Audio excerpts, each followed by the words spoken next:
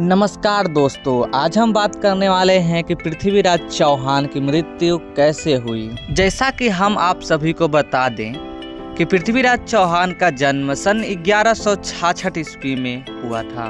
पृथ्वीराज चौहान के बड़े पिता विग्रहराज चौहान अजमेर के राजा थे। विग्रहराज के बेटे नागार्जुन ने सत्ता की मोह में आकर अपने ही पिता का अंत किया, परंतु विग्रहराज चौहान मृत्युशैया पे लेटे हुए अपनी राज्य गद्दी पृथ्वीराज चौहान के पिता सोमेश्वर चौहान को दे दिया। फिर उसके बाद सोमेश्वर चौहान ने पृथ्वीराज चौहान को नया राजा घोषित किया और वहीं पे नागार्जुन ने सोमेश्वर चौहान की भी हत्या करवा दी। फिर उसके बाद पृथ्वीराज चौहान की हत्या का भी षड्यंत्र रचने लगा। फिर जैसे ही राजा पृथ्वीराज चौहान को इसका पता चला तो नागार्जुन को पृथ्वीराज चौहान ने राजद्रोही घोषित कर दिया और नागार्जुन को अजमेर छोड़ के जाना पड़ा।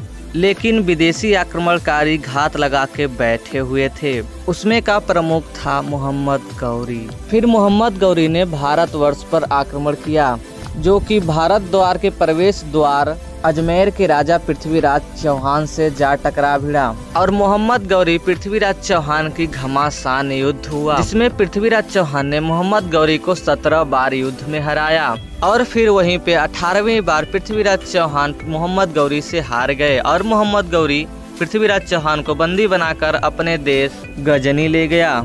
गजनी ले जाकर पृथ्वीराज चौहान की दोनों आंखें फोड़ डाली और बीच चौराहे पे लटका दिया।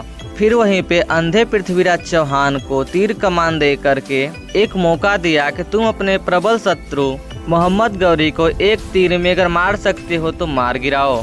फिर मोहम्मद गौरी ने इसी बात पे जोरों से हंसा और वहीं पे पृथ्वीराज के मित्र चंद्रबरदाई ने श्लोक के माध्यम से बोला, 4 बास 24 गज अंगुल अष्ट प्रमाण ताऊ पर सुल्तान मत चूके चौहान। इसका मतलब कि 4 बम्बू यानी 4 बांस और 24 गज 8 अंगुल ऊपर बैठा हुआ सुल्तान है।